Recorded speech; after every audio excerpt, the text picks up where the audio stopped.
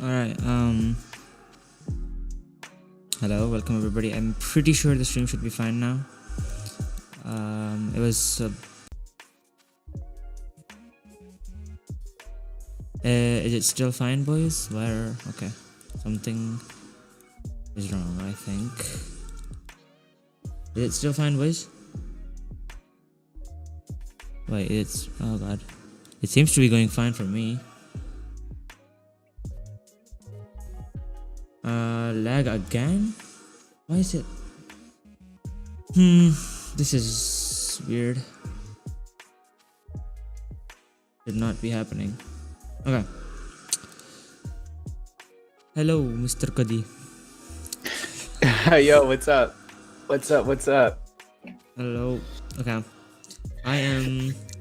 I was supposed to turn on his face cam, but yeah, you can actually turn it off. For some reason, this new update of OBS I just downloaded, it's fucked everything up. My stream wasn't starting and that stuff, and it's, yeah.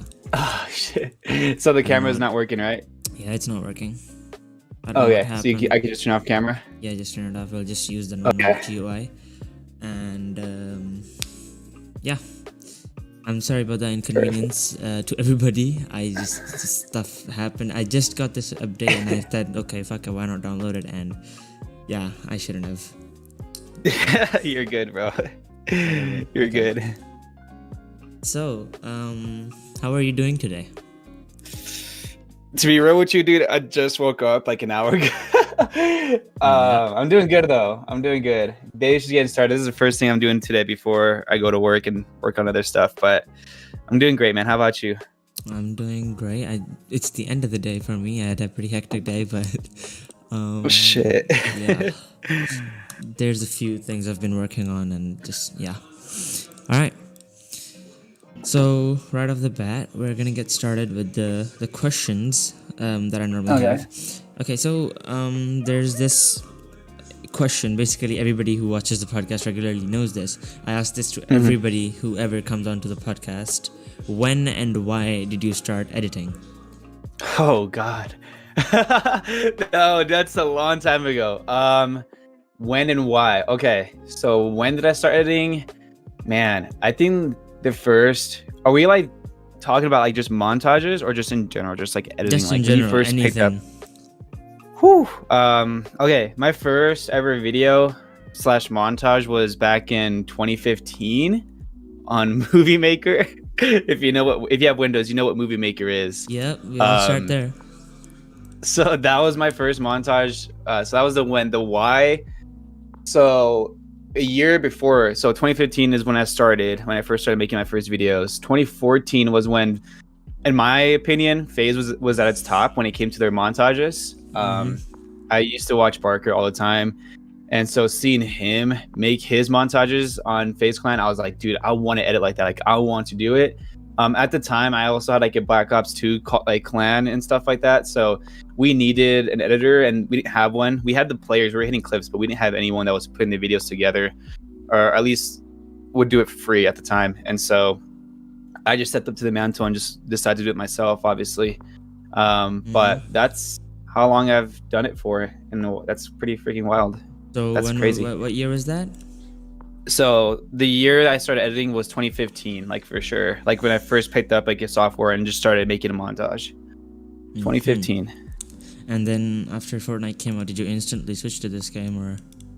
Yeah. So the transition from Call of Duty to Fortnite was nerve-wracking at first because I was so used to editing to Call of Duty. There's so many videos that are obviously like privated or unlisted now from that era.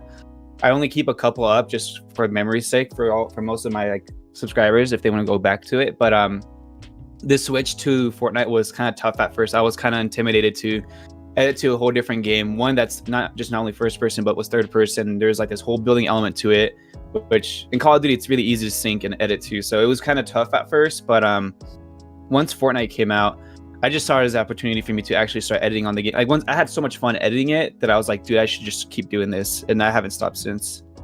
Okay, so right.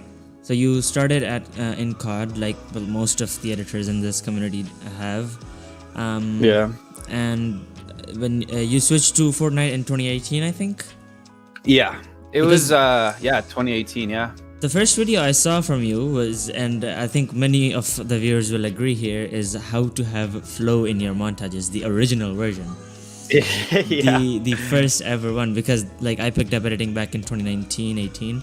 That was like when I started, and I just wanted a time remap tutorial, and I obviously didn't know the actual term for it. Right. So that I just looked up like how to have speed up, slow down, and then I didn't find anything, and I was just like, okay, I've heard a lot of people say flow. I just typed that in, and yeah, and then you popped up, right? Yep. Yeah. That video, I made that. You can look back at the date of the original. I made it like 3 years ago at this point, so 2017. At the time too, I put myself in that perspective of like, damn, I need someone to show, because you didn't know the term. You knew what you were looking for, but you didn't even know what it was. Yeah. And so when I was like, that's for me, like when I coined it in my head. I was like, it's flow. Like, it's really what it is. It's just, it has that flow, you know, it goes in, it goes out, it goes fast, it goes slow. And so when I was making that tutorial, I asked myself, what would I search up on YouTube? Like if I was just starting again, like what would I search up? And that's kind of what I pictured in my head. And so then that's why I titled it and made the video, you know, for you guys. But that's pretty crazy how you were watching that too.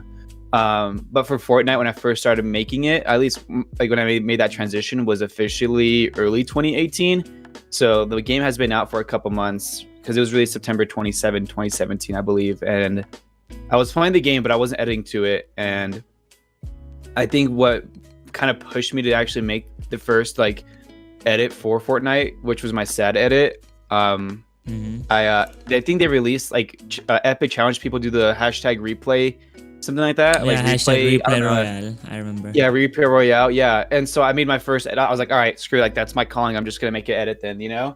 And originally I put the hashtag in the title. I put hashtag replay royale, you know. But that was like when I first started. Yeah, so it was like really early 2018.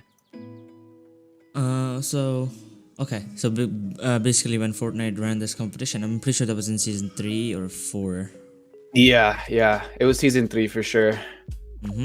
So there's this problem which many editors face, and I'm sure you must have at some point too, which is motivation. Sometimes you just lose the drive and the motivation to edit, and a lot of people have asked me, and I think a lot of people would like to know what still motivates you to edit. Oh, damn. Damn, these are good questions though. They definitely get my brain going. Anyways, damn. So when you personally, for me, anytime that I feel unmotivated, I just won't do it. Like straight up. Like sometimes you fight that urge to fight, like, no, I'm gonna keep pushing it and trying to complete it. But then when I do that, most of the time, a lot of the stuff that I create becomes uninspired. And so then it doesn't really look as good as other stuff that is inspired, you know? And so usually what I always tell people, if you feel unmotivated, one, like make sure you're setting yourself up for success. So you're using clips and songs that you know you can edit to, that it's going to get you to that level where you're going to complete the project. I think a lot of editors face that issue where they just scrap a lot of videos. It's because they're not inspired into, like, they'll be inspired for 20 minutes, 30 minutes, an hour, a day, whatever it is. The next following day, it's completely gone. That spark is gone. So make sure that you're like setting yourself up for success, and you know you can edit these clips. You know that this song that you chose is going to make you want to go back and edit to it more when you listen to it on your way to home, like from your car, like whatever the case may be. What inspires me to edit now? That's a really good question, because damn, I haven't even thought about that. Damn. Honestly, dude, I think what keeps me going now is the music, really. I don't really care about anything in reality when it comes to the videos I make. Like, I make them for you guys, but that's about it. Like, I don't make these tutorials anymore just for me. Like, I make them for you guys. I don't really, if it were up to me, I'd probably just start making them, but I obviously know people want to see tutorials and stuff, and so I make them. For the montages, like motivation in general though, like, is just the music. Like, I'll be working out and I just hear the song and I'm like, dude, I want to edit to this. Like, I want to make something with this. I want to make a video of some sort with this, you know? Yeah. So that's what inspires me, is the music itself. It's not really so much the editing anymore. Back then it was with Barker. Now I don't really have, not to say like an idol to look up to, but like anyone that I don't really go out of my way to go watch a montage anymore. You know, like if I see a video pop up, cool, like I'll watch it. But I don't have a spark in me anymore as much as I do when it comes to watching a montage. It's really just the music. It's the music that speaks to me, and I'm like, okay, I need to make something with this. Whether it's a montage or just a simple video syncing to the beat a little bit, or I don't know. For me, that's what motivates me nowadays. But definitely back then, for sure. Like sometimes I watch some of my friends' videos. I'm like, okay, I need to hop back on, you know. But Yep. for the most part, it's really just the music that keeps me going. That's really it. Yeah, so basically when you hear like a really good song for the first time and you're just imagining an edit in your head, that happens to everybody, I think. Exactly. And I think a lot of people get that too. Like they listen to a song, they're like, dude, I can edit to this. Like I can make a fucking banger montage with this. Like what the hell? You know, it's like that you get inspired because of the music, you know? Okay. So do you go to, like you completed your education, right? I haven't completed it yet. I'm still working on it, and it's why you haven't seen me post as much in general. Like this past year, I really stepped away from like everything, like even just my YouTube channel. Like I've just been focusing on that more. So education is still a priority for me. The YouTube stuff is for fun, and so if that takes off, cool. If not, that's fine. But yeah, I'm still working on the education portion of the. Wait, so do you have like evening classes or something? Yeah. So like for example, for the college I go to in specific, with what's going on with the pandemic, like some class, I have a class at like 7 in the morning, and that same day I'll have a class at 6 p.m. in the afternoon, you know? So it depends. I choose my schedule, like what classes I can take right now and stuff, depending. But yeah, like I definitely go to class for sure. And we just ended the semester, so now I'm just chilling. Okay. So you have to, so as you said, you have to go to work in a couple hours, and then you're doing the education stuff. Can I ask what you're like studying, if you don't mind? Yeah. So it's just so in the US, there's like mainly like four degrees. You got your associates, your bachelors, your masters, and your doctors. I'm going for a bachelor's, which is 4 years worth of school. The degree is just, it literally itself is just called, it's a bachelor's degree in video editing and post-production. So it's really just what we do. And like every class that I've taken so far, I'm just like, I know half of this stuff already. If not, like I'm learning new things, but that's really all it is. You can like find it like on Google. Like if you looked up, like depending on where you live, obviously, you can look up like a video, just look up like bachelor's degree or associate's degree or whatever, like degree in video editing and post-production. Like you can look that up, and I'm sure you'll find a school out there that has it for you, maybe, you know, just depending on where you live, obviously. Yeah. But yeah, that's what I'm doing. So with all of this stuff that you're doing, a lot of people, even just like me, I have school and I have academy in the evening, and even with just these two things, I sometimes have a hard time finishing projects, especially client work and stuff. So how do you balance everything that you have in life with the work in NORCAL and with other stuff, the making tutorials, streaming, everything? Yeah. Honestly, everything? that's the tough part. Honestly, I barely just figure it out on how to balance it for me personally. So honestly, dude, worry for me, it's baby steps, one step at a time, right? So if I know I have school Monday, Tuesday, Wednesday, obviously Monday, Tuesday, Wednesday, that's all I'm going to focus on, just school. Let's just get the school stuff done. Okay. And then typically for me, so what I would do, it's all about balance, right? So like if I had school today, I knew I had class this morning, like right now I'd be in class, and later today I will have class too. You know, like I would just focus on the school stuff first, get that over with, and then focus on the next project that I have to work on, like priorities list. Like I would write down on the piece of paper or even on my phone, just notes like, all right, priorities, like get this done this week. And then this week I also have to finish this for NORCAL, and I also have to do this for my channel, and I got to get this video out there. So in reality, you just kind of have to wing it. Sometimes you're just like, screw it. Like, let's just stack. Obviously, like, know you like what time works for you. Like if I knew I was like taking like 5 classes this semester, no way in hell I'd be doing like NORCAL stuff or even just hopping the podcast right now. You know what I'm saying? Like there's no way in hell. Like be realistic with your goals. I think what worked for me a lot was just taking it one step at a time. That's really it. So when I signed up for the classes this semester again, each semester I have to sign up for new classes for the degree that you're taking. When I signed up for classes this semester, I knew that I was gonna be busy. I was like, okay, I think I can only take 4 classes and that's about it. I can't do 5. And then when it came to like the YouTube stuff, I had to put that in the back burner. I was like, YouTube is a priority, but not at this moment. Like, I gotta get this degree out now. And so you just have to list your priorities. That's really all I'm trying to say. And a long story short, like, list your priorities, see what you're trying to accomplish now. That's gonna set yourself up in the future for success, you know? Because if you know, like, you're supposed to do that exam, and if you don't do that exam, you're gonna restart the whole year. Just get the exam done. Like, the YouTube video can wait. Everything else can wait. You know, like, education comes first, obviously, unless, like, I was in a call with Milliam, and I was like, dude, like, education comes first, but you're about to join phase. So, like, honestly, I don't know about that. But no, that's serious though. Just focus on, so prioritize your, it's just priorities, dude. That's really it. Like, prioritize your work. What needs to get done now? What's a want versus a need, you know? So right now I need to get this done, but I also want to get this video done as well too. That's a want. The need is I need to get this freaking degree. Like, I need to get this freaking final done, you know? So just prioritize your work. I think that's what for me this past semester. It was so tough, don't get me wrong, but you can definitely do it. If I can do it, you guys can do it too. Okay. So yeah, sorry, that was like a long answer. Yeah, no, these are the kind of answers I actually look for when I ask these deep kind of questions. Yeah. Okay, so basically, you're one of the very few editors that have made it on YouTube as an editor. Like, you know, you have 80 plus thousand subscribers right now.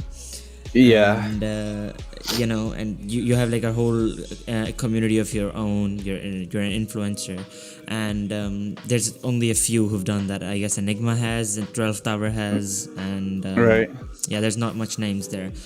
So obviously, with all this influencing and fame, which is what the viewer sees, you get a lot of trolls and a lot of hate, which I was discussing with you before we started the stream, even. Right. And so I'm basically, since I'm new to this kind of like, this podcast is the first thing that has even been like remotely to like a point that gets 1,000, 2,000 views. There's like people who are actually like getting to know me. And right. I ask everybody this. Basically, how do you deal with trolls and haters and stuff that just, they don't have any point, but they just want to troll you for the heck of it? Like, how do you deal with that kind of stuff? Yeah, that's a good question. Damn. Dude, these questions are good. So here's it. Like, for me, I've been through that too, right? Like, when I was switching from COD to Fortnite, you can see my editing, it wasn't top tier. So when I was getting all this exposure from the How to Have Flow video, I got plenty of hate thrown at my way. Like, dude, why is this guy blowing up? Like, why is this guy even like, what the fuck? Like, you know what I'm saying? It's like, why is this guy getting somewhere with this? My thing that helped me a lot, well, if I was to give advice to anyone just starting out in reality, I would just say, dude, one, just keep doing what you love. Like, you're literally having so much fun making this cast, right? Or if you're just an editor, like, you're having too much fun editing. Screw what people have to say. Like, if you're asking for ops or critiques or feedback, ask them for honest feedback. Don't, because they'll just say, oh, this video is trash or whatever, right? Like, that's not honest, right? So I'd say listen to your haters, but don't give them the power to control what you're doing. So listen to your feedback. Like, okay, like, you're right. This like portion of video could be better. Like, you're right. Like, hands down, I rushed that little sync right there. That's fine. But I think being honest with yourself and knowing your self-worth helps a lot, because then if you don't realize that within yourself, when they start talking down on you, you're just going to feed into it. You know, it's just going to add into your own sadness. So I think realizing like your mistakes or your flaws, because they're going to point that out. That's what a hater does. They just point out all the bad in your video or in your cast or whatever. They point out all the bad stuff. Not all of it's bad, I'm saying, but like, that's what they're going to point out. And so being honest with yourself, like, okay, you know what, you're right. Like, maybe even saying that sometimes, like, you're right. Yeah, you're right. I definitely I have no questions to ask. Like, you're right. Like, I haven't spent as much time as I should, or maybe, you know, like, it takes time and practice with anything, right? So, if I was just to give advice, one is just literally just keep doing what you love. That's number one, like, for sure, hands down. Screw what anyone says. Like, just keep doing what you love. Two, take honest feedback. Obviously, like, listen to what they have to say, but don't let them control exactly what you're doing. But like, sometimes they'll say, oh, your edit's trash or your video's trash. Ignore that. Like, literally, that's just a troll. Like, you have to sit there. If you have to mute the person on Twitter, mute the person, you know? It obviously, like, for me, like, I don't block anyone. I just put them on mute. I don't want to see your stuff. Like I won't like hate you, but I won't like you either. Like you just don't exist to me right now. Like just mute them. You know, if they're on your Uh-huh. YouTube channel, it's just like there's nothing you can do about that. You just have to ignore it. If you have to hop off social media, bro, do it. Like do what you have to do for you to keep doing what you're doing and what you love, and it makes you happy. Then like you're winning at the end of the day. Like screw what people have to say. So those would be that'd be like my number like top two right there for sure. Just keep doing like literally just ignore the haters. That's really it. It's like super simple. I don't care like what you have to do. You just have. For me, what helped me at least was just go to the gym. So like I would read like a really shitty comment like, dude, like Cudi doesn't even know how to edit. Like he's overrated. Like he has really simple edits and like he doesn't. I don't know why he's blowing up. And I'll be like, dude, like whatever. Like at this point I'm just like whatever. Like I don't even care what you have to say because at the end of the day I'm winning. I'm doing what I'm doing. I'm having fun. But if it takes a toll on you, like you read a comment and it actually like hurts you, go find an outlet that's gonna help you get over it. For me, it was the gym. So for anyone else, like find an outlet that's healthy. Obviously, I'm not saying you should go do drugs or anything, you know, but like obviously, like just find a healthy outlet, something that's gonna make you feel better, you know, about yourself. Okay. But yeah, sorry for the long answer. I get. I feel like a lot of editors don't realize the fact that YouTube is not all editing skill. I mean, YouTube is Yeah. a platform for content creators, and if you feel that only the best editors should get the most recognition, that's not gonna happen. And Yeah. YouTube is mostly YouTube and Twitter and Instagram and all of these social medias are more about networking and building a community than there are about actual skill. Like if you look Yeah. at like the top of the top, the best of the best, like people like, you know, like in real life filmmakers like Peter McKinnon and Sam Colder. Obviously there's people that are way better at that, people that are working at Marvel and Disney and like stuff like Right. that. They're working in big industries and obviously they're way better than Peter McKinnon or whatever he's doing, but he's marketing himself properly and that's why he's Yeah. made Yeah. it so big.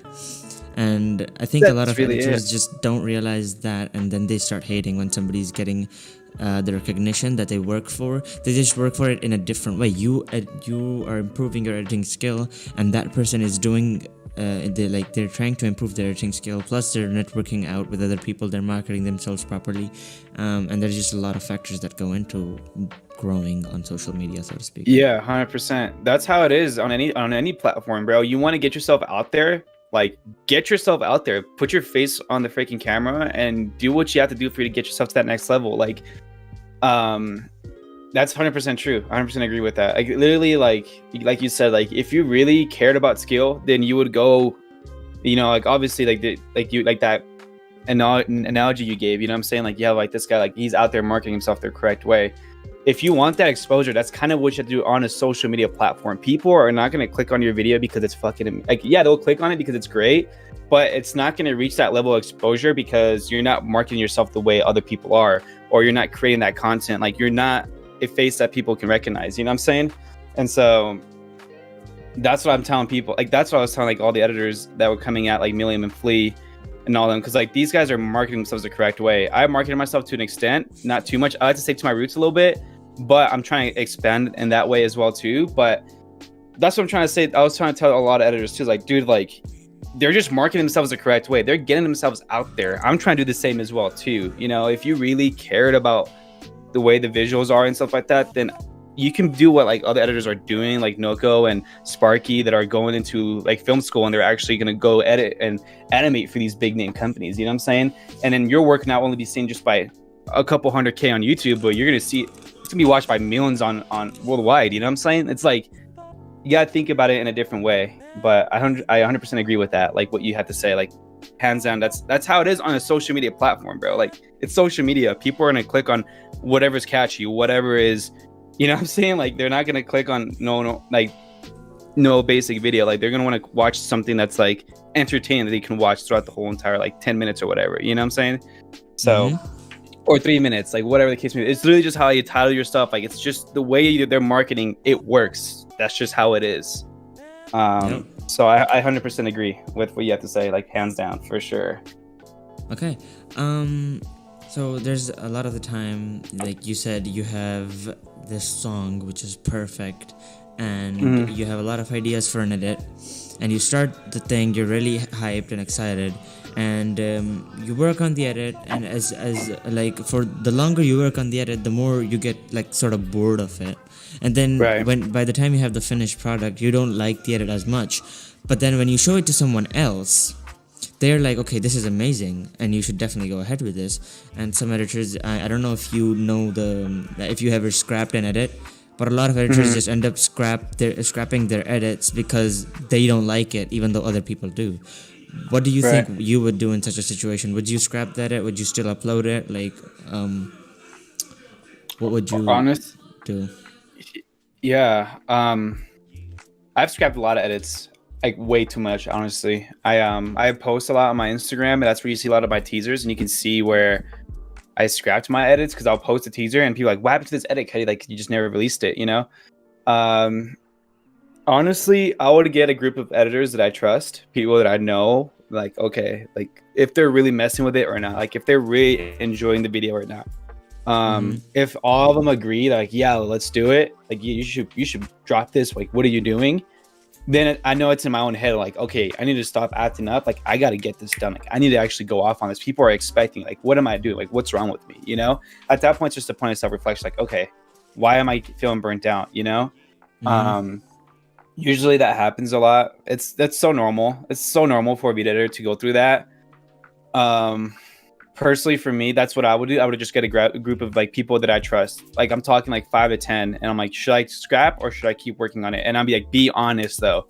Like, give me your harshest critique. Like, I need you to tell me if this is worth putting into, because right now I'm so uninspired. You know, that's usually what I do. And for the most part, if I get a mixed reaction, for the most part, if I get a mixed reaction between that 5 to 10 group, I won't finish it straight up. Like I just won't. I like, you know what? I'm just not like, I'm not meant to edit to this right now. I'll just scrap it, put it to the side. Maybe I'll come back to it later, you know? I've done that so many times with so many songs. Like I think the Nasty edit that I was working on, or not Nasty, it was, which video? I worked on a video once.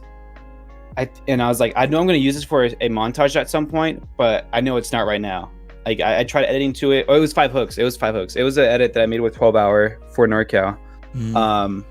If you look on my YouTube channel, it's called 5 hooks. It's literally like a 30-second edit because it was done last minute. But I knew I was going to use the song, but I didn't know when. And I edited to it before, but I scrapped it. I was like, you know what?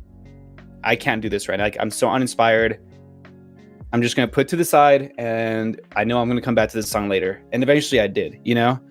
So I think it's always good to step away from something that you're not feeling inspired by, because then, dude, you're not having fun. That defeats the whole purpose. It's like, bro, you know, it's like that defeats the whole purpose. Like, why are you not having, like, why are you forcing yourself to finish this montage that you're not having fun in? Like, why are you doing this? Is it for the clout? Is it for a project that you're working for a client? Like, what is it? At that point, that's when you ask for that priority list comes into play.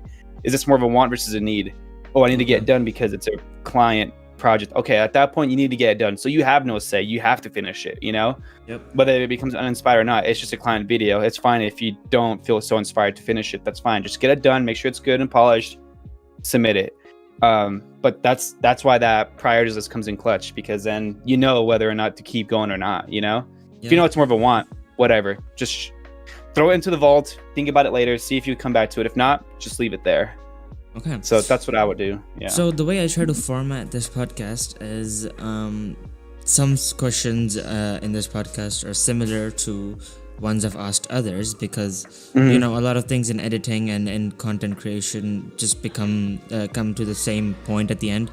And Right. so a similar kind of question I asked Enigma when I got him was, you know, how do you think, like, if you have an edit and if you don't like it, similar question, if you don't like it but others like it, would you scrap or would you upload it? And what he said was, when you start an edit and you have all these ideas and you have the song and you're hyped and you know you just want to get started, you want to start working on it, you want to do the work, and once you start making it, and by the time you finish it, you've probably watched your own edit about at least 50 times because of all the previews and stuff like that.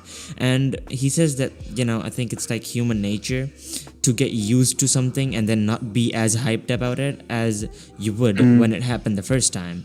And so when you show someone else the same video, they feel that it's amazing, but you don't feel the same way because you've already seen the video over 50 times. And and he says that if if my friend's reaction is positive, then I would obviously go for it because my viewers are all obviously seeing this for the first time too. And so if some of my friends like it and they're feeling the same thing that I felt when I was starting the project, then my viewers will also like the project. And so that's what like decides for me if I want to publish or not publish an edit. So what do you think about that? That's friggin' facts right there, bro. That's just straight facts. That's 100%. That I think that's so true because how many times have you started an edit? You're just like, oh, like I'm so hyped, like you're just like you feel the energy, the spark is there. And then the next day you come back, you're like, okay, I've watched this. Like you spent so many hours a day before just editing to the same song, to the same portion of it, And so I think he literally nailed it on the dot on how one definitely does feel like after you get done editing a song. Like, for the most part, that's why a lot of people are like, I hate this song. I've been in calls with editors that are just like, I hate this song now. Like I'm sick of it. Like I'm tired, That's why I tell people, yo, let's play a fucking song that you're gonna like really bop with, because you're about to be sitting here, depending on when it's due and how you want to execute this, you're about to be sitting here for at least like 4 to 8 to 9 or 10 hours a day just working on this, so like you're gonna commit, so you got to choose a song that you're gonna really bop, because if you're not bopping to it, you're just gonna scrap it right off the bat. Like first 2 days you're already done. But 100%, I think Enigma, like he landed that perfectly. That's exactly how it is. I couldn't agree more. That's really it. Yeah, he literally nailed it on that one. Okay, so following up on that, the question that I asked you with what motivates you to edit, and after that we talked about how you're excited about starting a project. Sometimes what happens to some people, some editors, I've experienced this myself, I don't know if you have, you have an edit and everything is planned, but everything is ready, you have the song and everything, but you just don't have any creative ideas to put into the video. You're feeling a creative block in your mind, and you can't figure out what to do that makes this video stand out from your other videos, that makes this video unique. And most people refer to this as a creative block. Have you ever experienced anything like that? And if you have, what did you do to deal with it? Hands down, I think every editor out there at some point in their editing career has experienced that, hands down. I think the best way for me, the way I tackled it, there's been so much, you can see it. The thing about when you have a creative block, you can see it in the work. There's a lot of reused effects, reused ideas. It becomes uninspired in that aspect. You can just see it, the work speaks for itself. I think what helps a lot when you're feeling uninspired is, for me at least, was going back to my roots. I like to go back and watch a lot of the old FaZe Clan montages by Barker, or just Barker in specific. I just go watch his montages, and I just see how he executes everything so cleanly, and like the effects that he brings in and stuff, and it gets my brain kind of going a little bit. And I think what helps a lot too, like I said, is just taking breaks in general. Like if you're sitting here hours on end every day of the whole entire month and year making montage after montage, eventually you're gonna have that creative block. But if you step away from it for at least a couple of days, a week or two, however long you need to, usually that creative block, personally for me, it disappears eventually. You're just like, okay, like I got an idea now. But I think those two things are, for me personally, at least it helped me. If you have a creative block, was one, step away from the project because you're not inspired and you're not going to have any ideas unless you feel it. You're like, okay, I have an idea. If you do have an idea, write it down. And then two, rewatch the videos that inspired you to make your first art montage. Like what inspired you to make, your montages? And so rewatch, or just, that's what I do. Just rewatch your old videos, or rewatch other people or watch other people's videos, like even some of your contemporaries, like some of your friends that are making montages, see what they're doing. I think that's inspiring, you know, like it gets your brain kind of out of that habit, you know, but it gets you going. At least that's what helped me a lot in the past where, yeah. Right, so moving more towards editing kind of and like more personality specific questions. Well, not, I mean, I guess I did ask a couple personality specific questions, but basically, we saw you exploring 3D in OCD. Right. And I don't think you've done any more, at least publicly, since. What do you like? Are you still going for that, or did you not enjoy it and you're not going back to it? Yeah, that's a great question. So with OCD, when I was making that montage, I wanted to try something out of my comfort zone. I was a little too complacent with my editing. Since OCD, I've been, you know, within Blender, I just haven't posted any of it. I've been trying to learn more and not publicly get that done, or get it out there for people. I just want to keep it low key right now when it comes to it, because I'm trying to learn it, you know. Eventually, like OCD was just a big milestone for me to just have the guts to do it, and that's why I posted it. But you can definitely expect for sure me working on some more 3D. I'm just trying to make sure it's polished, because OCD was just my first take on it, you know, my first take on Blender in 3D. Thankfully, I have some friends that are familiar with 3D, and I can get some feedback and help from them. But you can definitely for sure expect some more 3D work from me in the future. I just haven't posted it publicly, at least, or even teased it at all. I'm just trying to master that software in general, you know. Okay, so or just trying to learn more from it. That's it. Are you gonna be only using Blender, or are you leaning towards other softwares too, like Cinema 4D, Unreal Engine, Maya? There's so many. Yeah, and that's a great question. A lot of 3D editors that I know use a blend of all of them, because some say Houdini's cloth simulations are good and Blender's renders are good and Unreal is fast. And so yeah, have you expanded, so to speak, in the like using 3D programs? Not yet, at least. No, I've had help from other like 3D editors. They all recommend me Cinema 4D because that's what they're on.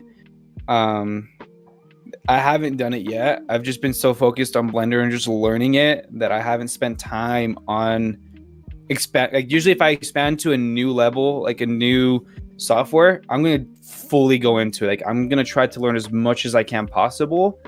So with me being on Blender still, I'm like still learning. It's like when you hop into After Effects first, you know, it's like there's so much you just have no idea, you know, so you're just trying to learn everything about what everything does.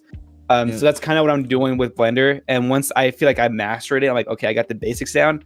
Let's go ahead and switch over to Cinema 4D and see what they have to offer there, you know, unless there's like a clear transition where I know it's easy to pick up, you know, like usually if you like on edit on After Effects, you can easily switch over to Premiere Pro, you know what I'm saying? Like from video edit software to video software, like it's really easy to switch over typically, not all the time, but it'll be easier for you to pick up on stuff, you know?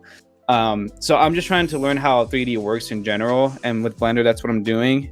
But at the moment, I haven't done that transition yet. I haven't expanded to that level just yet, you know, with other 3D softwares at least. Okay. So I'm pretty sure ever since you switched to the Fortnite editing community, you've experienced this at some point. There's a rivalry between like the editors of different communities. And like COD and CS are like one big community, and then there's the Fortnite community, which is fairly new, fairly inexperienced, and they just say that anybody, like this is like a general opinion of like anybody who edits Fortnite is a bad editor. What do you have to say about that? Like, is that true? Should there be like, I mean, at the end of the day, obviously it is true that like the COD editing community is more developed, it's more old and everything. But what do you think about that? And if someone ever calls you out saying that you're bad because you do Fortnite, what do you respond with? Honestly, here's the thing. Whenever it comes to stuff like that, I just speak the facts, right? Like, here's the facts. Like, fact one, like CS and COD have been out longer than Fortnite has, right? Like, it's been like over 10 years for each game. And so obviously they've had so much more time to, it's no lie, like they're well, like all, those communities are really well developed when it comes to their editing skills, right? Versus Fortnite community, it's been out for like 3 years, 4 years, probably tops. You know, it's like Fortnite, it's only been out for 3 years. So I would just speak the facts. So I think there's a truth to it, but it's like you can't just generalize everyone as shit in the Fortnite editing community. You know what I'm saying? It's like you just can't like generalize everyone in that community is terrible. It's like if I see one bad COD editor, I'm like, all right, everyone COD is shit. You know, it's like you just can't do that. I think there's definitely the Fortnite. Here's the thing about the Fortnite editing community. We are definitely fairly inexperienced just because one, we haven't been editing as long as they have, right? We've seen their work in the previous past. Like we've seen how they edit too. Like we grew up watching you guys. We're the kids watching your videos, right? So we've become inspired. Now this new game comes out and we hop on the train. We start playing it. We want to edit to it, right? Just like when COD came out, same deal, no different. They started making videos and they were inspired to make videos and play the game, right? So I think if someone was to come at me that way, I just speak the facts. Like, here's the fact. You're right. You're right to an extent, though. Like, you're not lying, but you're not completely speaking the truth either. Like, for sure, definitely unexperienced. Like, we're just barely brand new still. Like, there's so much room for improvement, right? But you cannot deny to me that because of the Fortnite editing community, the editing in general exploded to a whole new level. You know what I'm saying? Like, the amount of exposure that montages get you now to how it was back then is unreal. Like there's literally people that just post algorithm montages back to back to back and get like 100k 200k per vid, you know what I'm saying? Versus back in the day, that was kind of not so much a deal. Like you would post a montage, if you were lucky you would get a couple hundred views. Like I remember getting like 600 views was the shit for COD. Like holy fuck, 601k, like let's go, I got 1,000 likes on my freaking latest video, bro. You know, like that was cool. But now it's like video editing is so, and montages are so generalized to the public now. It's just reaching to that whole new level, right? And so the fact is that the Fortnite editing community, if the real editors, the people that are actually putting the work, for me, what I say like a real editor is like people that are actual making projects for like team tages. Like when I think of an actual like project, it would be like the 100k team taj, right? Like no one's singing anything like that within the Fortnite editing community ever, right? You probably saw that so many times, like in Call of Duty, you know, like really original. But that's the pro about the Fortnite editing community. It's getting that exposure out there to those kids that are not watching. You know what I'm saying? Yeah. So to answer the question, I'd just be like, you're not wrong, but you're not 100% right either. You're just overgeneralizing the whole entire community. You know, you just can't do that. There's definitely highlights within that community, you know? Especially with some of the editors from COD editing Fortnite too. That makes no fucking sense. You know, it's like, bro, how are you gonna say that? You know? Yeah. So I think it's really just, they're just overgeneralizing it. I don't take them serious, honestly. I don't. I see the ideas. When I see something sick, I'm like, I freaking love that. Like, I'm just a kid. I'm just a fanboy at the end of the day. I'm just a kid. I enjoy the videos. I enjoy watching a good montage, right? That's really it. It shouldn't be any deeper than that. What makes me just kind of like, I just don't understand that mindset is like, who cares about what community in as long as you're producing content, right? Like you're literally having fun with it. Why does it fucking matter? Why should it matter to you? Is it because the numbers, the clout? That's when your priorities list comes in. You're like, okay, like why are you doing this in the first place? You're posting a freaking COD edit that's getting maybe 1,000 views, but for what reason? Are you trying to be a content creator, or what are you trying to do? You know what I'm saying? Like that's when you start thinking, asking yourself, like, oh, I'm just doing this for fun. Okay, so then you shouldn't take it so serious. You shouldn't get pissed off because this person got 600k videos on, or 600k views on his montage, and you only got 1,000 on your video. You know? Yeah, you put in this hard work, and I can see what you're saying, but you can't get ticked off when it comes to that. You know what I'm saying? So I don't take the kids too seriously. Honestly, I don't take anyone seriously unless they have the numbers to provide like, yo, this is why, you know, like for example, if it was Enigma in here, I'm like, dude, yeah, hands down, I'm taking you serious because I see your work and your numbers speak for yourself. You know what I'm saying? You speak for yourself. So I don't know. That's just my take on it, at least. I mean, so see, there's the whole T3C community is also right. like pretty against Fortnite editors. And the first time I showed Enigma one of my edits back in January, I was really bad. Like I'm still bad, but it was really, really bad back then. And I don't know why I thought it was a good idea to get a reaction. And I showed him the edit, and like this was the first time when I discovered this rivalry. And as soon as he starts playing the edit, there's like so many people in the chat going Fortnite edit, Omega lol, like there's the emoji that they have and stuff like that. And I noticed that even though his community and his viewers and everything were saying that he was not giving any attention to that. And when he came onto the podcast, I asked him what he thought about this too, and he had pretty similar opinion. Like if you're doing client work, as long as your client's happy, and as long as that matters. That's what matters. And if you like what you're doing and you're achieving your goals, then why does someone else's opinion matter? Like you said, if someone hates you, don't let them change your goals. Like don't let them control what you're going for. Yeah, 100%. Like he literally, speaking facts, like bro, that's why like that's when your priorities come in, right? Like just do what you love, bro. If you love doing it, just do it. Like fuck what people have to say. Like, you know, like screw that. Like just keep enjoying what you're doing. Like if you have so much fun in it, why does it matter? You know, that's why I'm like, do what you have to do for you to get yourself out of that situation where you don't have to respond. You know, you don't feel like you're like a victim, like just being like attacked. You just get yourself, just exclude from them. Like literally I just ignore them. Like I'm like whatever. Like I literally just swipe clear. That's it. Like if I see a notification pop up on my phone and it's them talking shit about my latest video, I'm like, you know what? Maybe you're right. I could have done better on that sync, but you know what? I don't care because this many people liked my video versus that one person. You know, like for like I can't remember the saying exactly, but it was like for every one dislike, it was like 200 likes. You know what I'm saying? It's like it's a really like ridiculous amount that people support you. You know, but he's 100% right. If your client likes it, if you like it, fuck it, bro. Why does it matter? You know, you know, it shouldn't matter at that point. At least that's great that he said that though. All right. So moving on from that topic,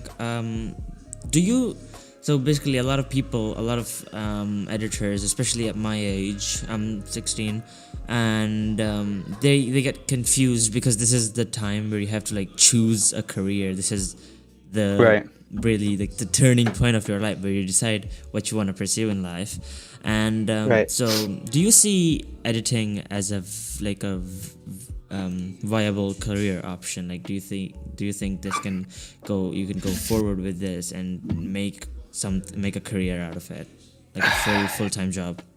Yeah, oh man, depends on what type of editing you're trying to do. Fuck, that's a great question.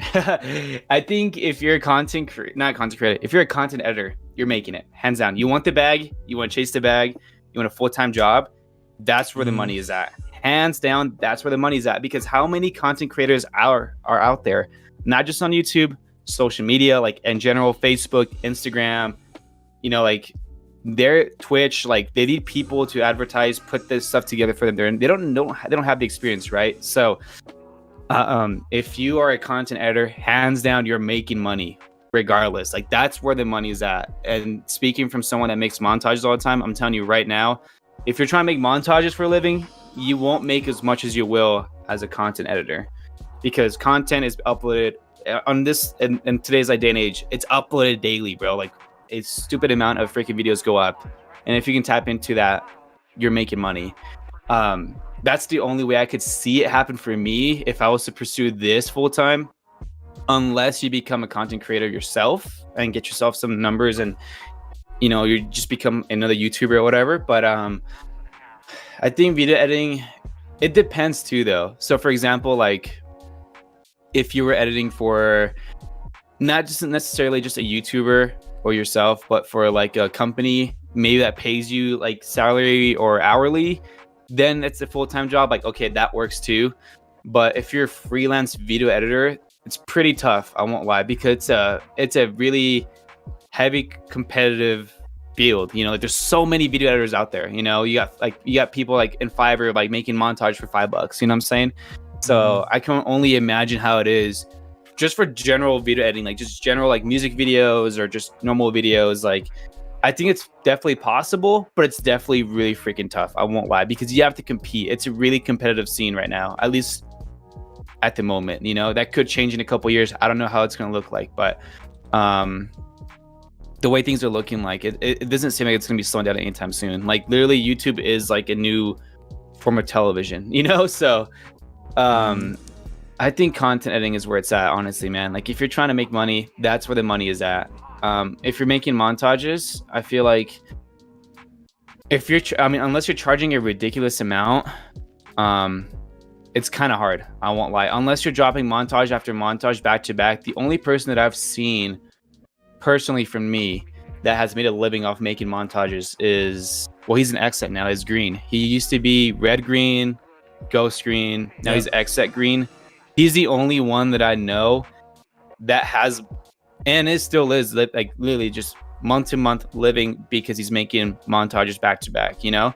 But the amount of work that he puts in to make montages back to back, like he's dropping a montage like every other day. Like it's ridiculous, you know? Like he's sitting there, that's all he does. He just sits there, makes montages. So you can only imagine how he feels when he's making a montage, like, you know, like you can only imagine like how uninspired he must feel, or I would feel burnt out personally, you know? But that's the only person that I know that's like made it hands down, at least as of right now, you know, like just back to back, just made a living off making montages.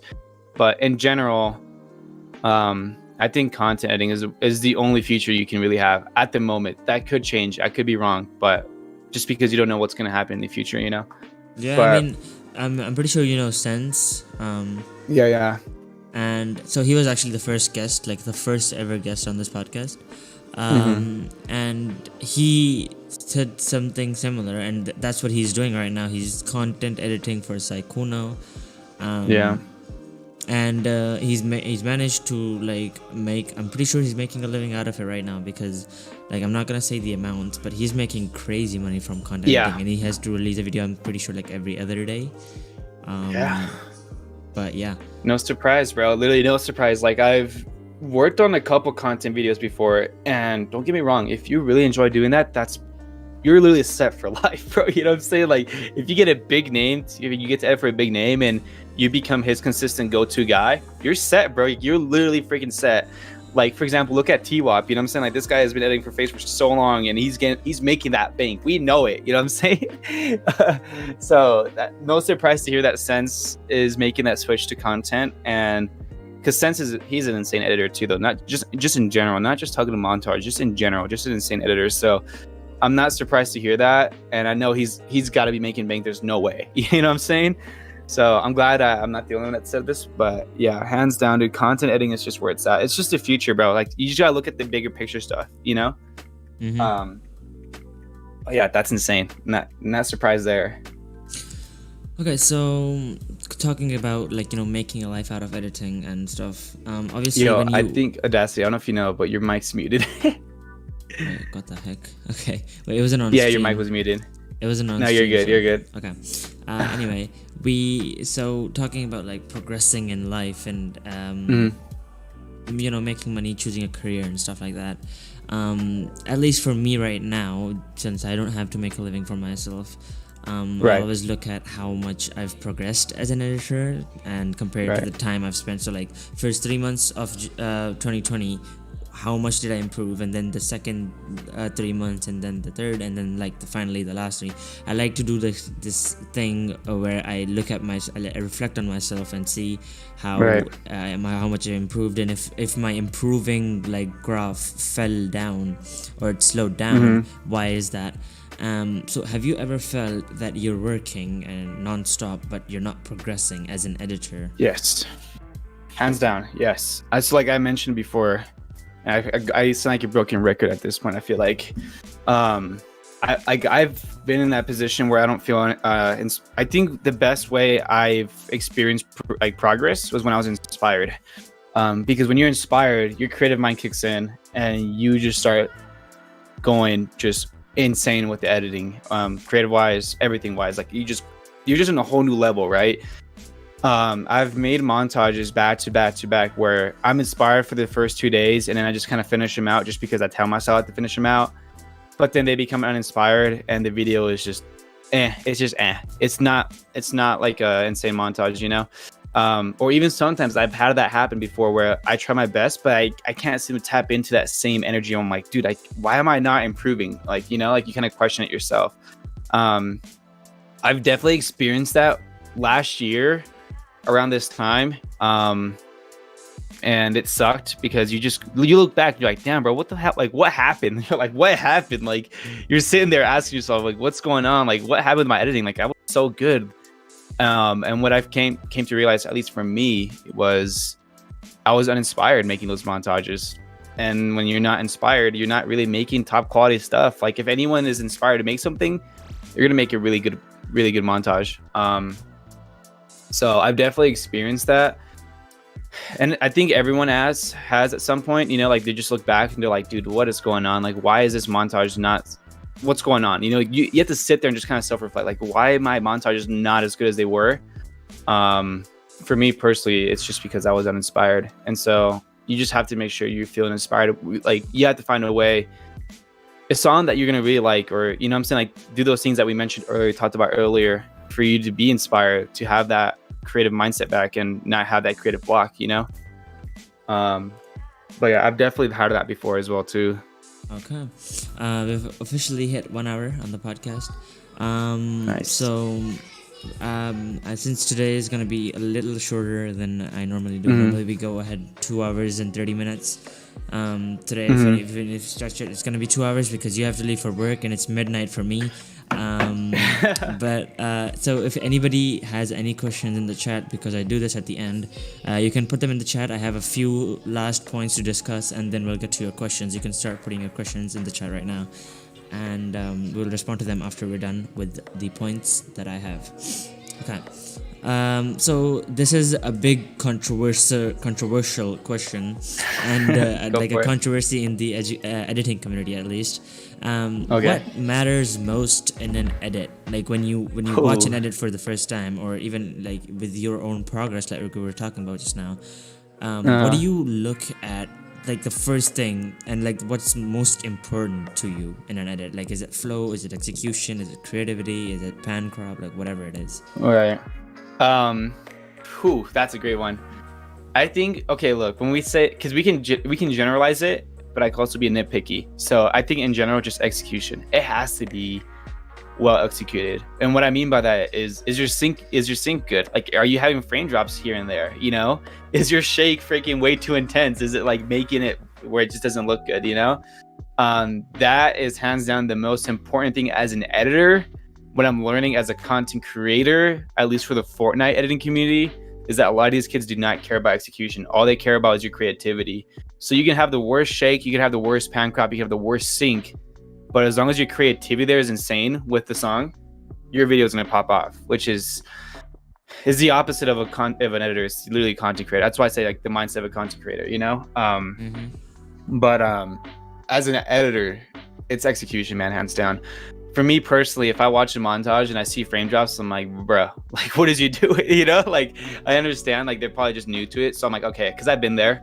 But for the most part, hands down, the most important is execution, bro. Because usually, not just for content creator, for YouTube, if you're submitting your work to a client, they're going to look for that execution. They want their video to look polished and good. They're advertising that. They're putting that on their Instagram if it's for an Instagram video. They're putting that on their YouTube channel. So they want to make sure it's a well-edited video. That's why the title of an editor is given to you, is because you can edit stuff together, put together, and make it look good. So as an editor, hands down, as a video editor, like to my roots, hands down execution. You can have all the creative mindset you have, but if the video is not well edited, bro, chances are is that your client's going to be like, dude, he's going to be pretty upset. He's going to ask for either a refund, or he's going to ask, can you fix this? A lot of re-edits on it. So hands down, execution for sure. Okay. Okay, so basically, if you, so to speak, this is basically my opinion on it too, and what a lot of other editors have said. When you look in an edit, and there's so much creativity, like you said, but even those creative ideas aren't properly executed. So, so to speak, you know, you have a lot of people like these masking transitions, and like Shiv did Right. in the latest in his 12th hour contest, if you've seen that. How he faked the creative lobby and then he masked the map, a cinematic of the map in, and then he transitioned to it. Now that was smooth.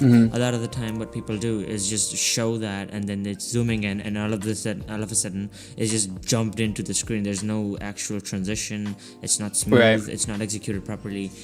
And that kind of execution is also important. Like you talk about frame drops and stuff, obviously that is really important, because if a 30 fps video randomly goes down to 10 fps, then obviously you're not going to enjoy that. Exactly. But what do you think about this kind of execution, where you have a creative mind but you don't execute that creative idea properly? So just to answer your question, what's the question is like, how would you do that, or No, like how would you like when you talked about execution, because a lot of editors chose execution, but the way you defined Right. execution was different than most editors did. Oh, and most people, yeah. I think so.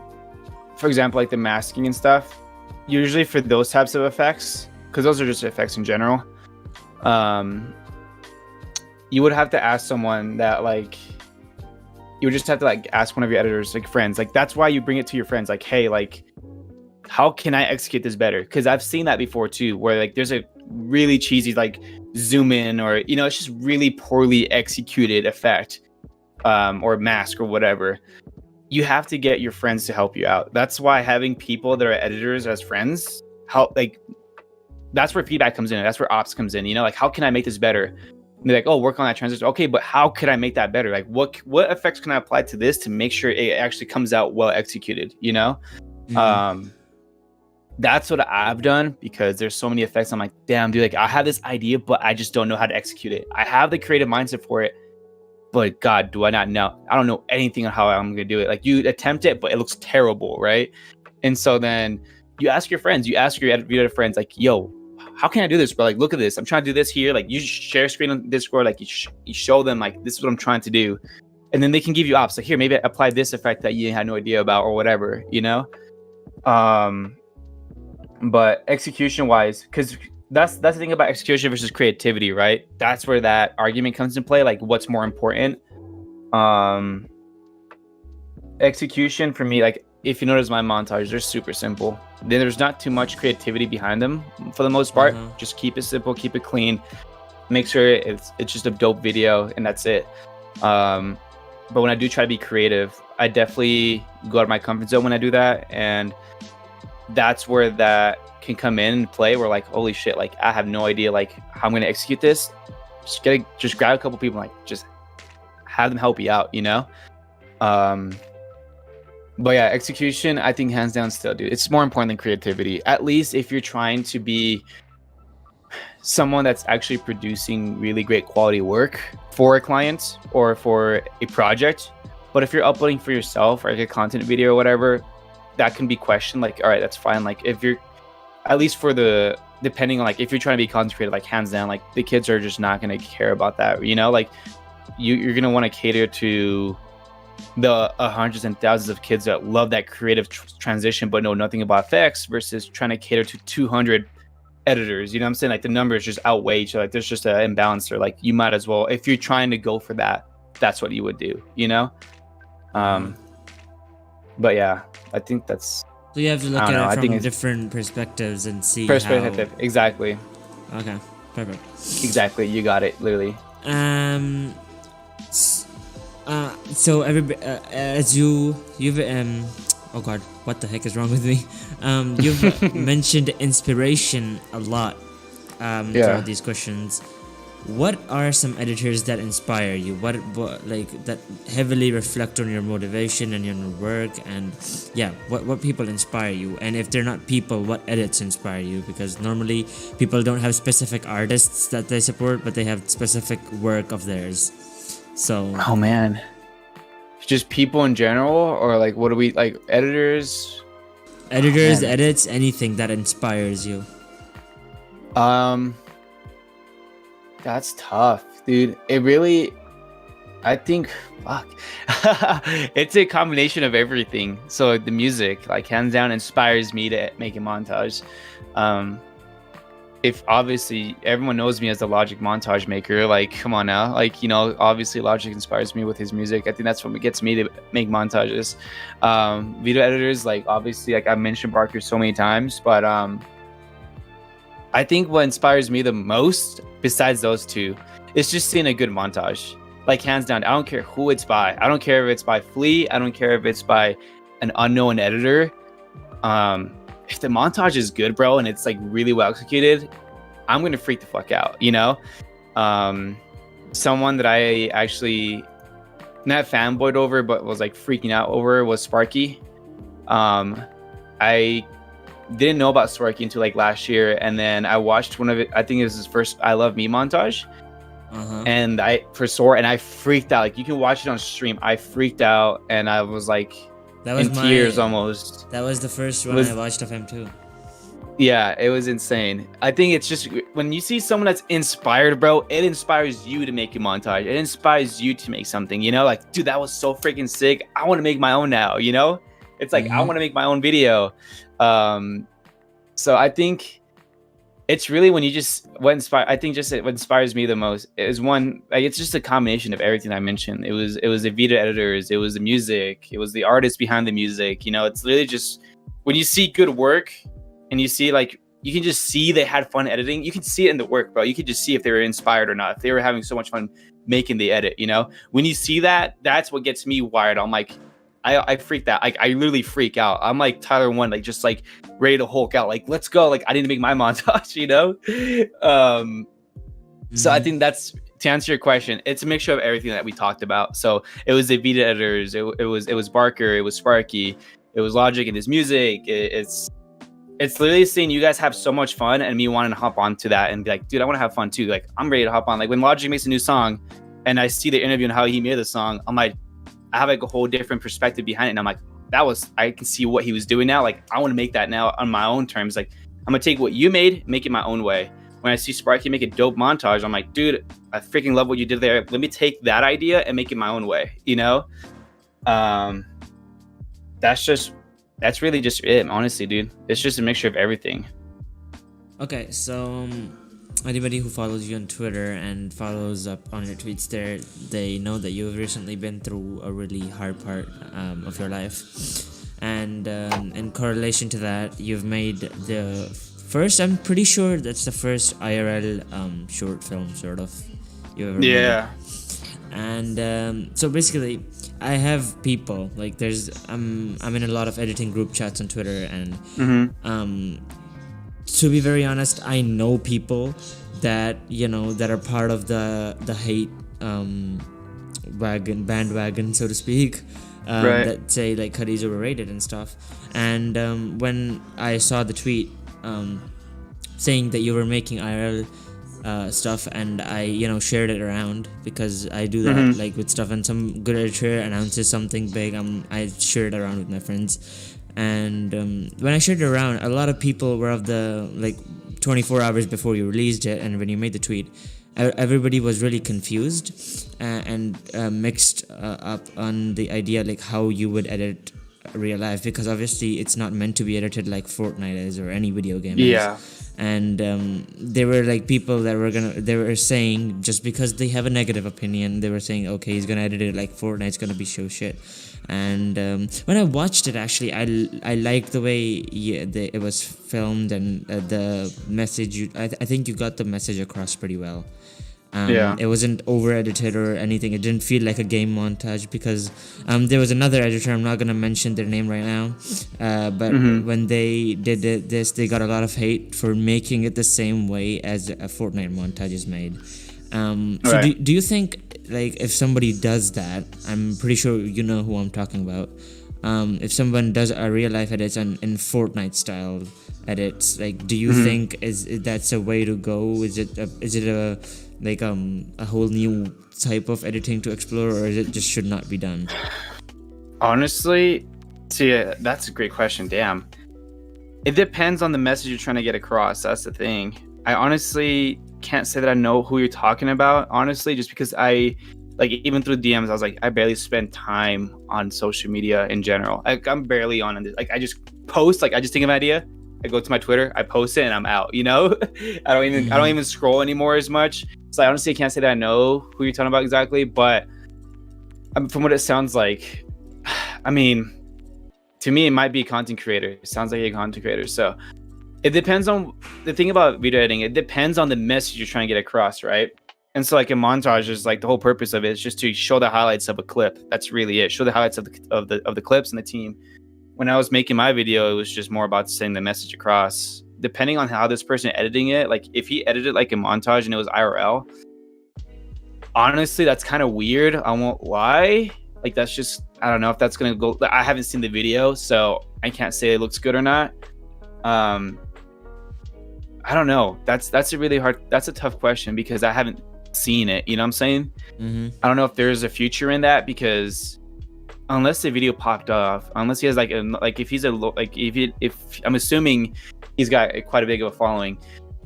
If it was edited like a Fortnite video or a Fortnite montage or like a COD montage or whatever, I don't know if there's a future in that really, honestly. But I could be wrong. I just don't know because I just haven't seen that. You know what I'm saying?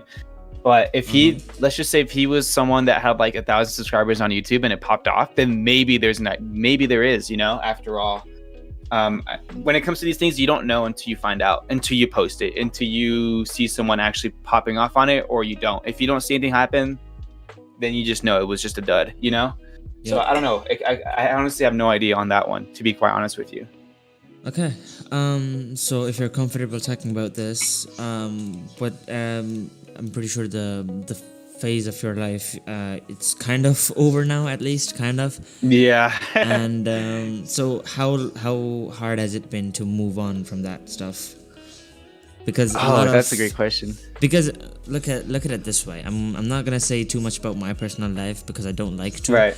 But I went through something similar, not exactly similar. I mean, not even remotely similar, but something like this. And it was really hard to deal with it for me because this was the first time I ever had to.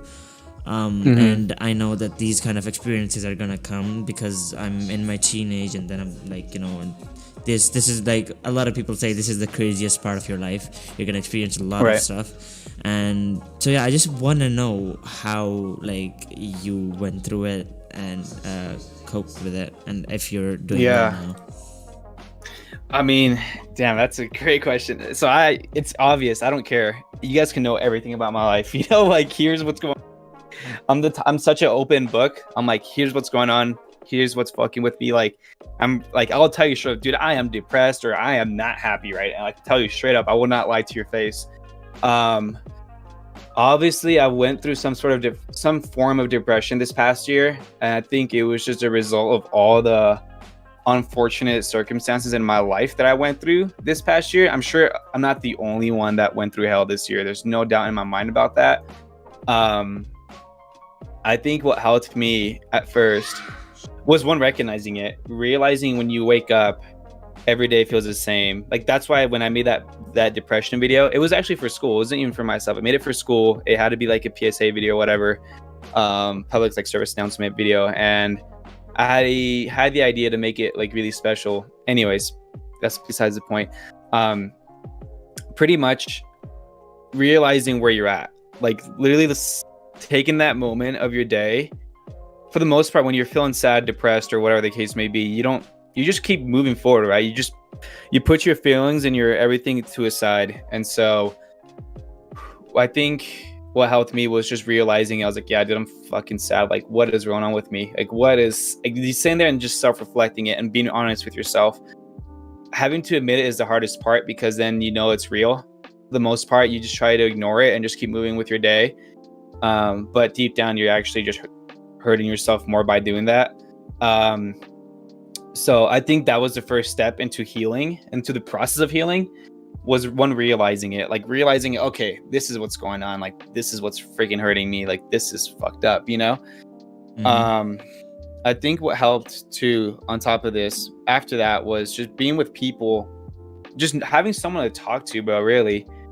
I think being with friends helped a lot, and Because if you're sitting in your room all day and you're making montages every day, you're working on your videos every day, you're getting no social interaction, you're just sitting here dwelling onto your feelings and your sadness. So it's like you gotta get out of that zone. You know, you gotta go out there and experience life, even when you are feeling sad. So then you can get a feeling for something, you know, because you can become numb to life in that aspect. At least that's how it felt.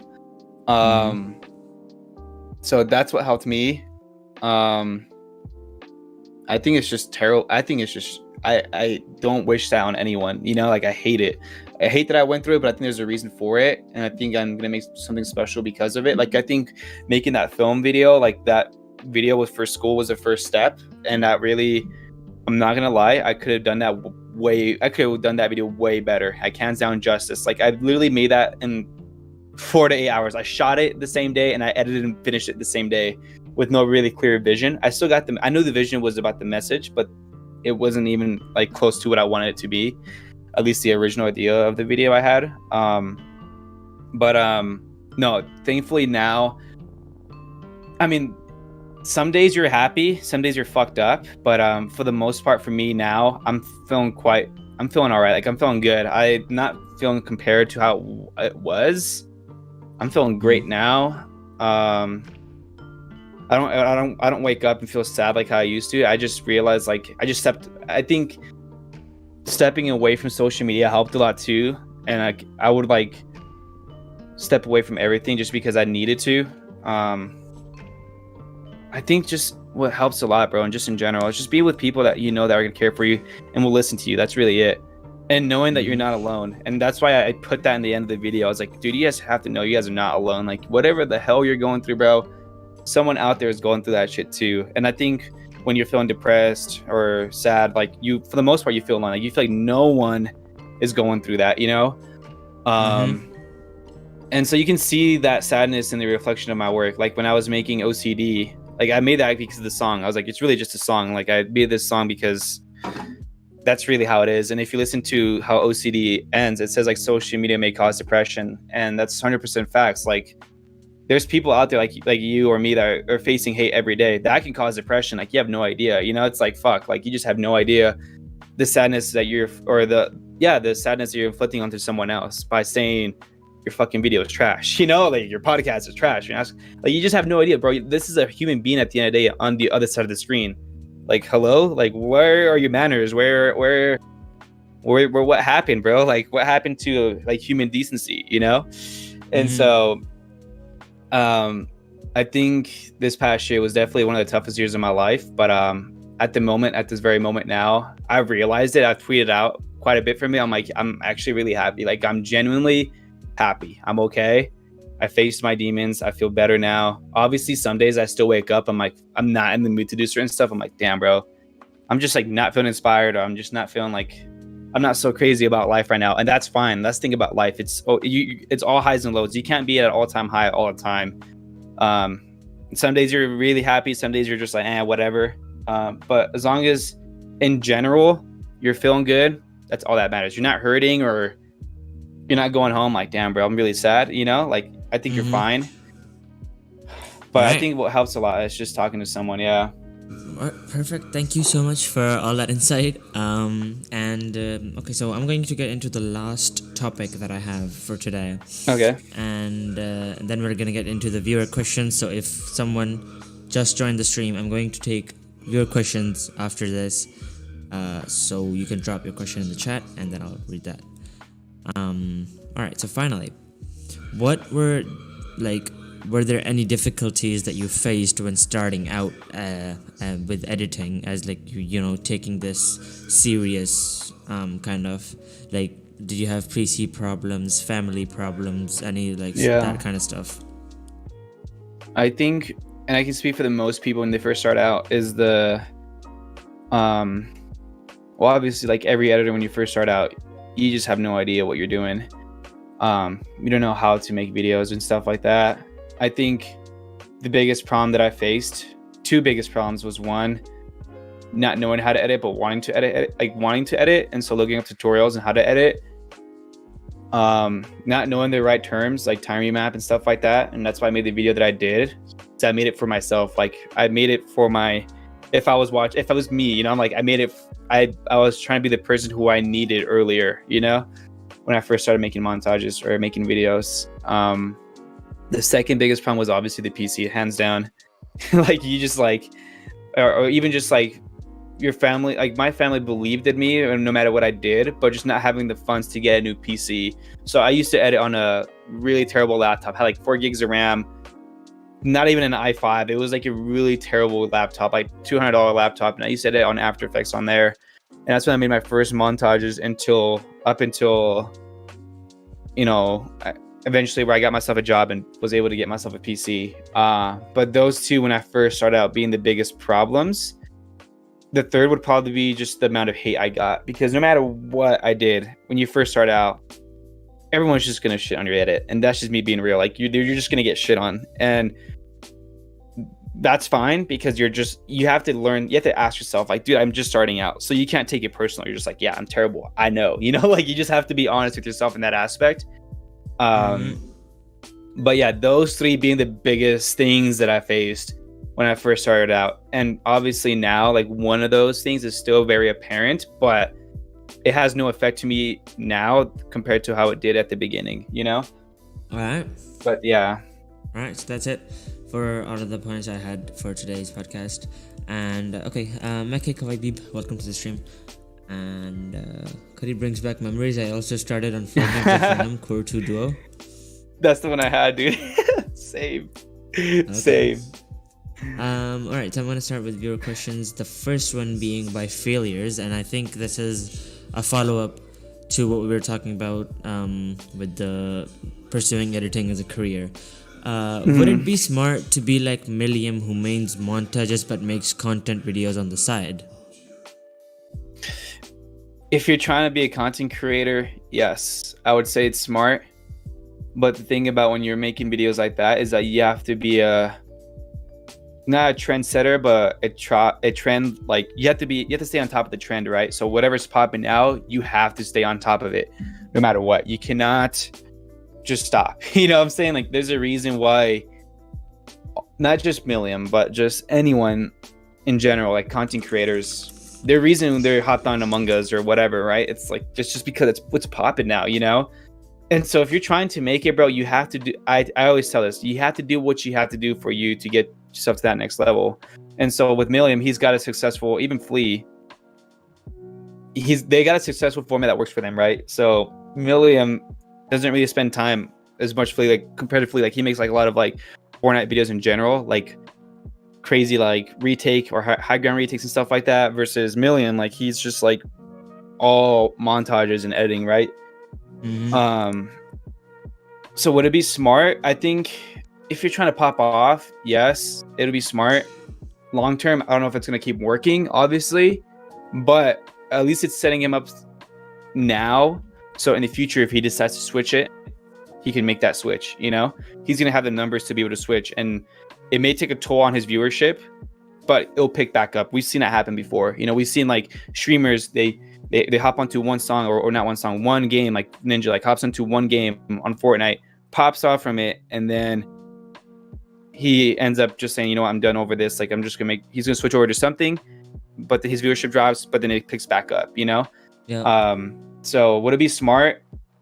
Right now, yes. Long term, I'm not sure. But if you're trying to be a content creator, then yeah, if at least in montages, yes, like hands down, like we're lucky to have these guys be able to even have that as an option, because we didn't even have that as an option like years ago, you know? Like we never, I remember seeing like Barker at 150K like a couple years back and be like, dude, that's insane. Like I wish I can get that many, but he's the lead editor for FaZe at the time, you know? So I was like, there's no way, you know?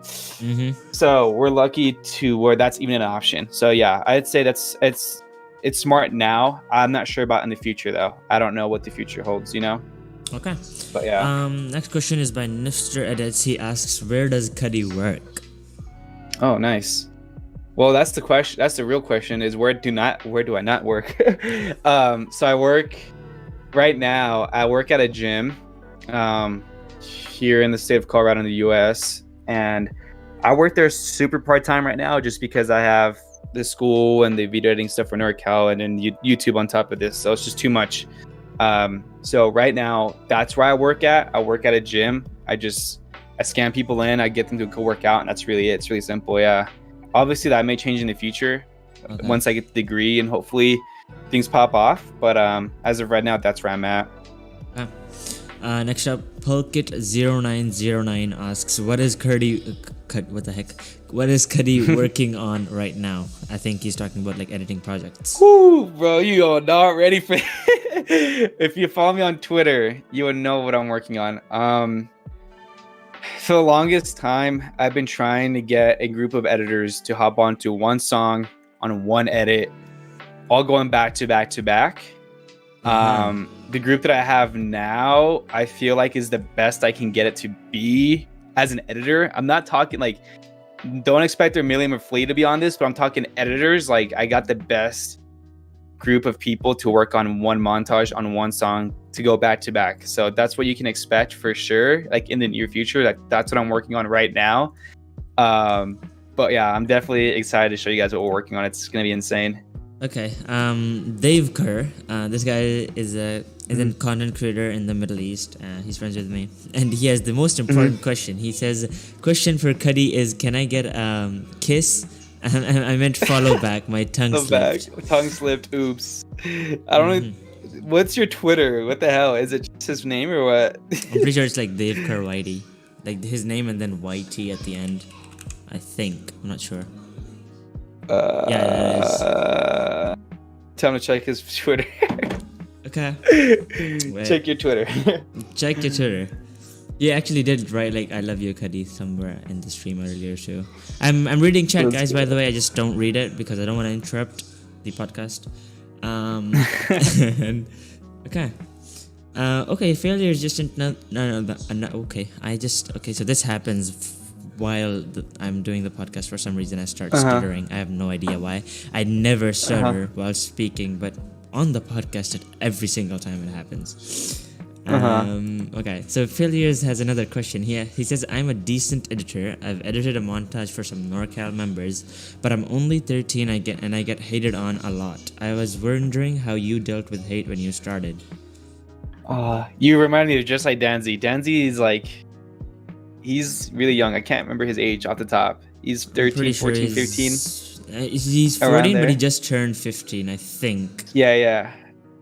So Danzy, that's my little bro. You remind me of Danzy because that's what he went through a lot as a kid. Damn, that's a great question. So you've edited a montage for some NORCAL members, but I'm only 13. I get hated on a lot.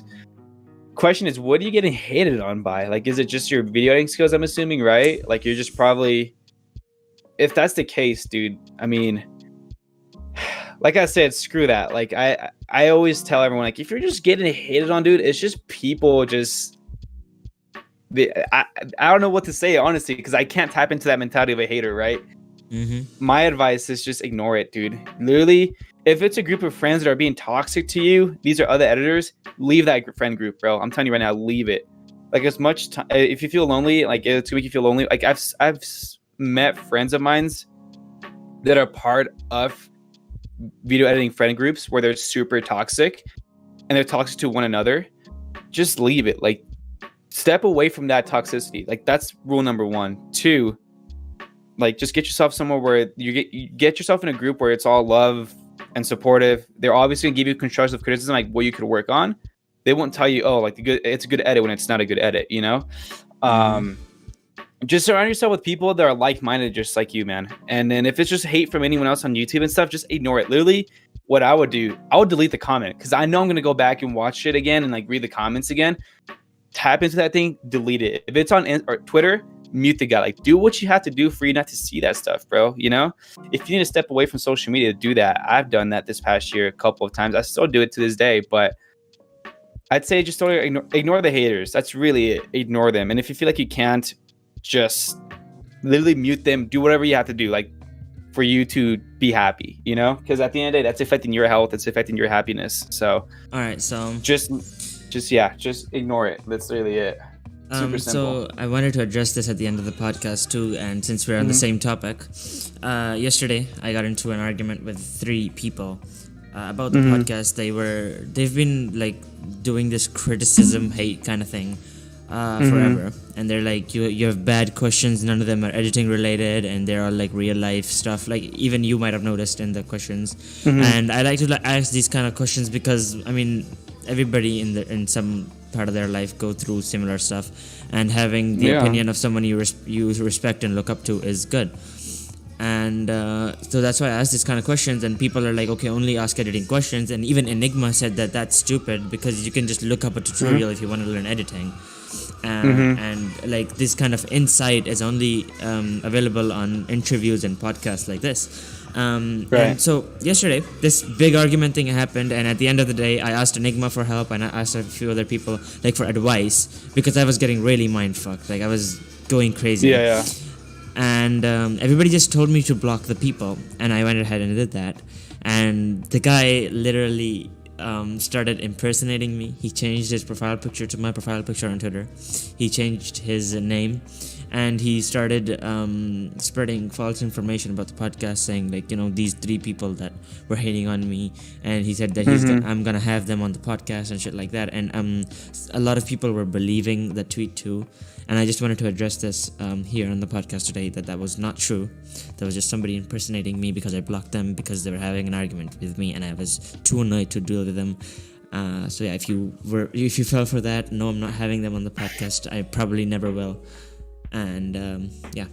I was about to say, can I say something? Like, that's when you know these people are not really down for you, bro. Here's the thing about being a friend and being someone that that's when you know this guy didn't care about you and your brand and the podcast. Because if he really gave a shit about the podcast, if he really cared about the critiques and stuff like that, he would give you honest feedback, but in a respectable manner. You know what I'm saying? Like, you would actually be like, dude, like, I love what you're doing, but here's what you could work on, you know? Like, it's literally how you approach things. But he messed up because he didn't sit there and was like, he just out here just arguing with you and flaming you. And once you blocked him, you know what, screw this, he took it out to Twitter and went to go impersonate you. You know what I'm saying? So that's when you know that this person is not really down for you. This person really didn't care about the podcast. In fact, they're probably just either envious or it's something, right? Like, there's some underlying motive for him to do that, you know, that we don't know about, or maybe you do know, or maybe there's a gut feeling behind. But there's plenty of that, not just within the podcast, but in the editing community as well too. There's some people like, this is what you could work on instead with your video. But then the moment you keep arguing with them and like they unfollow you, you're like, damn, bro, like, for real? Like, you're really gonna unfollow me because of that? Like, I thought our friendship was more than that, but I guess you care more about this than that, you know? I'm just glad that you realized. I'm just glad that this person is no longer trying to tell you what the hell to do in your podcast. You know what I'm saying? I'm just glad that he's not. I mean, it's a shitty scenario situation where he's impersonating you, obviously, but the real fans, the real people would know what's going down. Like, oh, he's not really him. It's not really Audacity like tweeting this out, you know? Yeah. But I'm a victim of that too. Like, I've had people impersonate me on Discords and say racial slurs and say all this crazy stuff, and I'm like, no, that's not me, guys. Like, I'll tweet out like, hey guys, that's not me. Like, anything, if you want the legit me, it's off my YouTube channel. Any links there, that's me. Anything else, not me, you know? So I'm not surprised, but I'm just glad that this person is not in your life anymore in that aspect where they're just giving you critiques. But that's when you know that this person wasn't really down for you, though. You know what I'm saying? Like, this person didn't really care about your brand or the podcast itself. They were just looking to bring you down, in fact, you know? But yeah. So Dave Kerr, the person they just followed back, said, I can relate. I left a friend group which was mostly toxic, and now I finally found some people who motivate me and are good friends. It paid off. Yeah. And obviously, yeah, this helps. I mean, and up until like I started editing really in 2017 when I was like watching content videos, and I was like, okay, this is cool. I watched the reading hate comments, and they were putting the comments on the screen, and I was like, wow, this is cool. And so yeah, that's when I started learning Vegas, and from there we went. But until 2019, until I found an editing friend group, I wasn't really able to improve and dedicate myself to this field. So yes, a good and motivating friend group is really important. Okay, AK Looter asks you how you got into NORCAL and what difficulties did you face while being an editor? Oh wow. So how did I get into NorCal? So a year ago around this time, or even a couple months earlier, like all 2019, I was known as the editor that was just hopping into teams and leaving them. So I at the time was just looking for an org or a team that would one respect me, would pay me what I feel like was fair, and I can just be with, like literally just have fun. Like that's the whole point what I was doing at the time. Obviously, at the time I wasn't working at the gym and I wasn't going to school either, so I was doing this full time, like the whole editing stuff. Anyways, so what got me into NorCal was I left Era at the time, which I mean, it was just not a great experience, to be quite honest with you. Despite of having the numbers and the verified stuff, like it was not a great experience. And so I saw NorCal, the owner, which his name is Mitch. He was streaming one day. He popped up on my Twitch, and so I clicked on it and started watching him just for the fun of it. And I ended up I fell in love with the dude's freaking energy. Like it literally reminded me of like how it was back in the day when it came to making teams, like just fun, energetic, like just have fun, just make some projects, you can get paid, you know? And so like I talked to Mitch, I hopped in a call with him, like, dude, like I'm interested in joining NorCal. And NorCal was not even near to what it is now. Like this was a small Instagram team that was just having fun. And I was just like, okay, like I might take an L for this, but to me, what's more important is finding a team that's going to want to respect me and actually pay me, and we're going to have fun. And so that's what NorCal did for me. The difficulties I faced being an editor was finding a consistent team, like a consistent client base for me, at least, despite of how much people, like I could get clients, but the clips were terrible. Like I did not have fun editing to clients montages. That was the hardest thing for me as an editor last year. And that's why I was hopping into teams and leaving them, is because there was no consistency within those teams. And so I was just trying to find something consistent. And so those two tied in together with NorCal. And it's why I haven't left NorCal to this day. It's why I'm still here a year and a couple months in. Like I'm still here in NorCal because it's a family. It's really positive. I still get paid for my work. The clips are great. You know, it's just like, that's just an L if I leave. Like, what am I doing? You know? Mm-hmm. But yeah, there's so many difficulties that you could face as an editor. That's just scraping the ice right there, you know?